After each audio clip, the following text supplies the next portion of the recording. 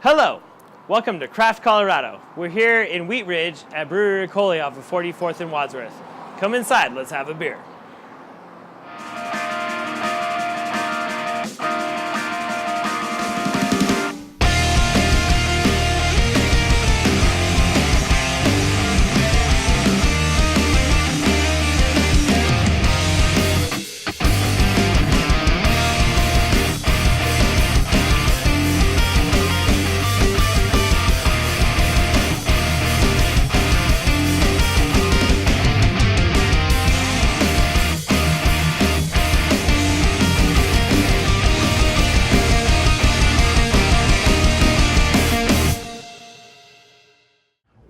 Welcome to Rickoli's. Thanks, Rick. Thanks for having me. Thanks for taking a little bit of time out of your brew schedule to talk to us today. Sure, no trouble. Yeah. So how's things been going here?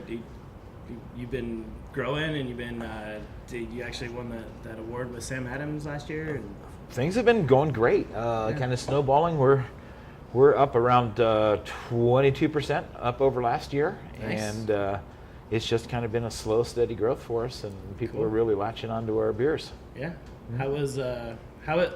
So what did you win as a small brewer of the year award, or what's the Sam Adams thing? The Sam Adams thing that we won was the Business and Brewing Experience-ship, and we won that for 2013 officially. Okay. But what it is they run a program called Brewing the American Dream, and it's for small business and entrepreneurs that can borrow like small $10,000 loans or so to help get their businesses started and stuff. So that was one of the loans that really helped us get our doors open. Do they only do that for breweries, or is it any small business? Any small business. Business. Okay. Yeah. But you guys won that last year. It helped being a brewery, I think. Yeah. Yeah, because part of the deal with the experience-ship is that if you are a brewery, you get to do a collaboration brew with Sam Adams, and that's what we did. Nice. How did the collaboration go with you guys? Went really well. They had, before we won the experience-ship, we got in a situation where we got our beer into the hands of the Sam Adams folks, and they really liked the beer. So, in particular, they liked our rye stout. And after we were notified that we had won the experience-ship, we started working on taking our rye stout and turning it into just a slightly different beer. So the Sam Adams guys brought oat malt and naked oats to the table and kind of made it an oatmeal stout again, and we left the rye in there. Okay. Yeah. And that beer is the Oats McGoats, right? Yeah, Oats McGoats. It's gluten removed, because that's our whole shtick. We remove the glutens out of everything. So all of your beers are gluten removed? Every single one of them. Okay. Yeah. We generally just use barley, hops, water, and yeast. Cool. How does the gluten removed thing work? If you can, I don't know how much detail you want to go into. It's pretty easy. It's a simple product. It's available at any homebrew store, whatever. It's called Clarity Firm. Clarity Firm, okay. And you just use it at the beginning of fermentation. It's inexpensive. It's easy to use, and it's a really specific protease. And what it does is it eats this thing called the aminoproline, which is kind of like the piece of rope that holds a polyphenol cluster together. Right. So a gluten, turns out, it's a pretty complex polyphenol. Gets broken apart as well. It was originally developed to break these polyphenols up because they sometimes cause chill haze in beer. Mm-hmm. And by breaking those up, it eliminates the chill haze, but then they realized as part of the process that it also breaks the glutens down. So we get our beers tested. Okay. And they come back typically less than 10 parts per million, or other words, undetectable by their equipment. Okay. Yeah. So the in layman's terms, essentially what's happening is the product goes in and eats the gluten chain apart and makes it no more a gluten chain anymore. So it doesn't affect people that have any reaction to gluten or anything like that? 99.8% of the celiacs can drink our beer and are fine with it. And actually, a lot of people that don't even realize that they're sensitive to glutens realize that they're not paying the price of having a bender the night before. It's a lot easier to recover from. It's just your body can process it easier. Cool. And the cool part about it is, because all the pieces are left in the beer, it doesn't change the flavor. The proteins are broken down into more usable proteins for body and head retention. So it actually gives your beer a little bit better of a mouthfeel. So when I opened this place and decided I was going to do this, I realized that, heck, why wouldn't I do this? I'm going to make better beer in the first place, and it's just going to happen to be gluten-free and more accessible to hundreds of people, to a whole segment of the population. So to me, it was a no-brainer. And nobody's using it as a niche. So, we happily perch on that niche. You bet. Cool. Is this product starting to be more widely used, or are you still one of the few breweries in Colorado or in the country? Or? We are officially the first brewery using this on a wide scale across more than 12 beers. Okay. But there are other breweries emerging now that are starting to do the same thing that we're doing. Rick, what are you doing for the GABF? That's about to come up. That's about a month away, right? Yes. Yeah, we're entering 5 beers. 5 beers, cool. We thought that the Oats McGoats that we did with Sam Adams, of course, it's the version that we brewed here. But we're entering that as an oatmeal stout. Okay. We've got that beer right here. Is that this one right here? Yeah. And so, like I said, it's our rye stout with some extra oats in there. Rye stout with some oats. Okay. Yeah, that's nice and smooth and silky, Very smooth, yeah. And just get a nice, refreshing oats taste at the end. It does. It finishes very much like that. And our rye stout is real similar, except it finishes a lot faster because there's the oats is really what makes the flavor linger. But that's why I use rye in it instead. It gives it a nice spiciness and an earthiness to the beer, and it still allows it to finish real clean. So our next beer that we're going to enter, unless you still had a question about the oats. Well, I was actually going to ask about the rye. Okay. Do you use rye in a lot of your beers, or just some of them? And how do you feel about rye? I like using rye. I've designed very popular rye beers for other breweries, but I like it in dark beers. And I did a very light rye beer this summer that we put a hint of caraway seed on it and stuff. And I just think it's a real interesting flavor, and it's very close to barley. So I'm not deviating too much from my own little personal Reinheitsgebot. Yeah. One, and actually rye, according to the Reinheitsgebot, since recent times is allowed in certain beers in Germany. Yeah.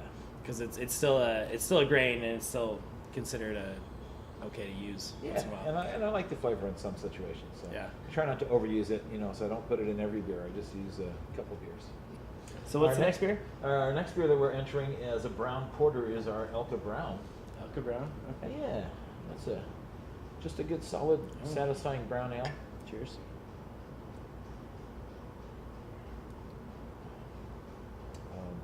We've done really well in the state fair with this beer for many years. In 2007, we actually got best of show. Cool. Did it win a gold that year as well, or? Yeah. Nice.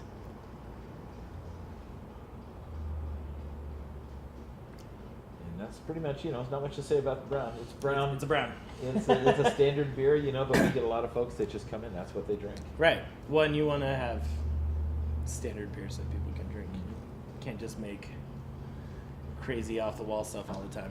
Well, that's kind of part of our shtick, too, is that we try to stick to solid basic beers, because after you've done having your watermelon, cilantro, lemongrass Kolsch, you can come back here and have watermelon, a red or an cilantro, IPA. Kolsch. Did you make one of those, or are you just making that up? I'm just making Okay. stuff up as I go here. I have this rule: if I do sounds, 3 adjectives before I get to beer, then the buzzer goes off. So you should really maybe do a like I do a vanilla stout. Okay, 1 adjective beer. Yeah. Those type of things. So we keep it simple here. Yeah. But you do some pretty interesting stuff here though as well. I mean, Sure. You got your static. We've got the Static, which is our next entry. We enter that as an American barley wine. As an American barley wine. And we kind of tout it as a triple IPA here at the brewery.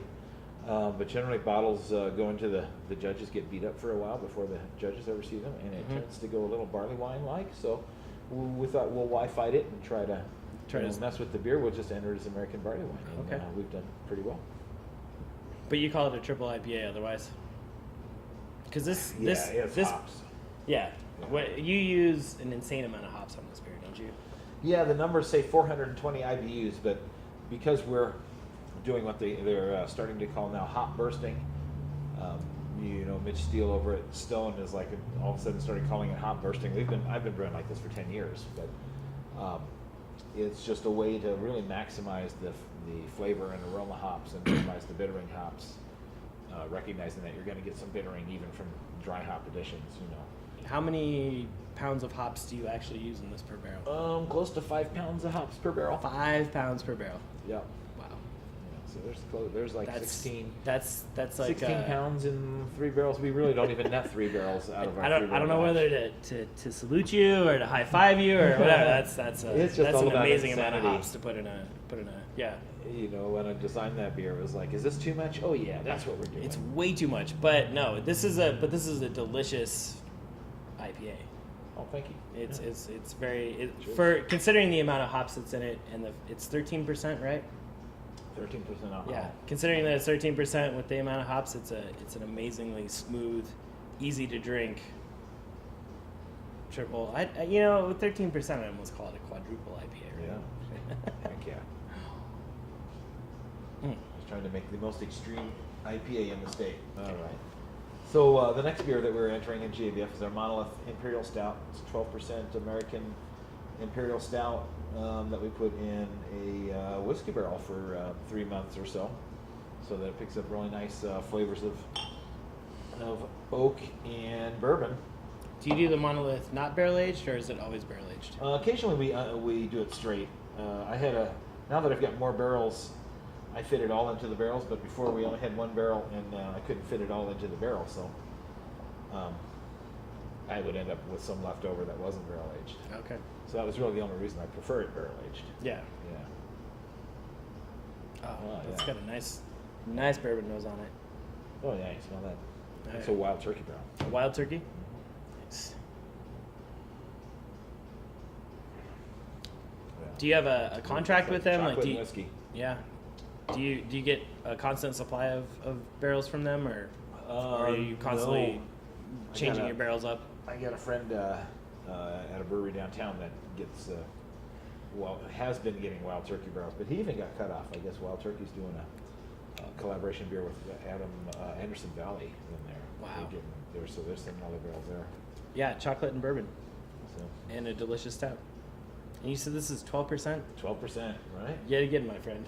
Another smooth beer for 12%. Nice. That's the idea. It shouldn't be a chore, Yeah. I'm going to save that one for later. Yeah. Let that warm up a little bit. All right. And our last beer that we're entering into the GABF is a sour braggot, actually, 50% honey. We made a mead and mixed it in with a beer, and then soured it. Did you do that in a barrel as well? No. Just strictly in the fermenter. How did you sour it? Lacto or? Lacto. Lacto. Did you sort of raw barley on it, or did you actually inoculate it A with little some raw lacto? barley dust, yeah. Cool. And then gave it a week and a half, and sure enough, started going sour. Oh yeah, lacto will do that.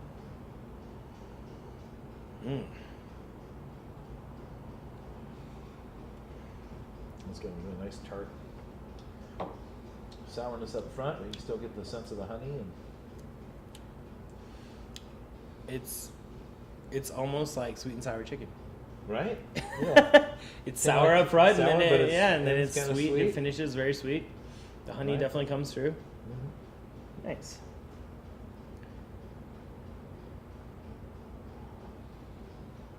So, do they actually have a sour category now?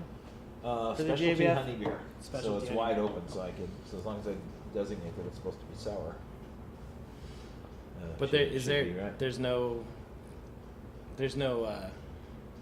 sour category yet, is there? Or are they starting to not do sure. some? All right.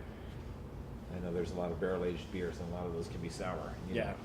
So, but they give you allowance, and But the judges it's know basically a to be able to specialty, tell them if it's and you got to supposed tell be them what sour. it is. And, yeah. Yeah, if you're telling them it's sour, then it's like, okay, we know to expect sour. Otherwise, they'd be like, oh, wait a minute, this is sour. Right. As long as it doesn't taste like vinegar. This actually has a very nice lacto just tartness to it. Not overly sour, but a nice tartness to it. Really, very pleasant. Yeah, not too bad. It was very popular when we had it on tap.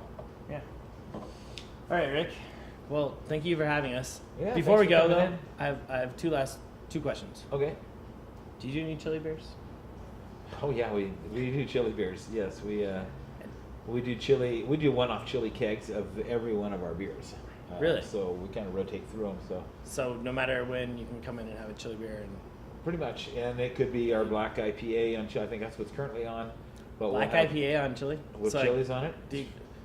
Here's another random question. Do you prefer black IPA or do you prefer Cascadian Dark Ale? I mean, Black IPA. Black IPA. Yeah. Do you think there's a difference? Is there a Cascadian Dark Ale and a Black IPA, or do you consider them one and the same? Well, I guess you could call it a Cascadian Dark Ale if you're going to use Cascades, but that's kind of limiting. The idea to me of black IPA is that it's if you were to close your eyes and drink it, Mhm. you would think it's an IPA. Open your eyes, wow, it looks black. It's dark. Okay. Yeah, black IPA. So just a little bit darker, a little bit more. The first time I brewed black IPA was in 1999, and it's been just a part of my, as I became brewing more, it was like one of the beers I always kept Part of going your back to. repertoire. And, yeah. Okay. So I feel I get the right to call it black IPA. All right. No, that's cool. I just wanted to ask. And then, obviously, one last question. Mm-hmm. What's on everybody's mind? The red glasses. Where did they come from? How did you get those? What's going on with that? The red I mean, those because that's your signature. Those are on all your signs. That's pretty much your moniker. Like, That's right. It detracts from my face. You bet. Yeah. Yeah. I don't know. I just got them. Got used to them. And Just kind of a random happening. And a lot of folks, hey, I recognize you from your glasses, so I just kept them. And and then one of our staff members thought, well, let's use that as the logo. So because everybody knows you. And my wife's always telling me, gosh, you can't go into any brewery anywhere without somebody going, hey, Rick, how's it going? Yeah.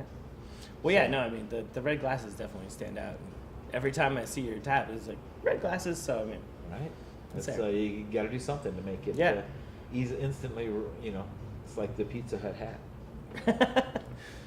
the Pizza Hut hat. I don't know if I go that far, but Yeah. but definitely. No, I just wanted to ask just in case there was some story behind it. But yeah, Yeah. Cool. No real story. Just was wearing them and Just it became the kinda thing. Just got locked in.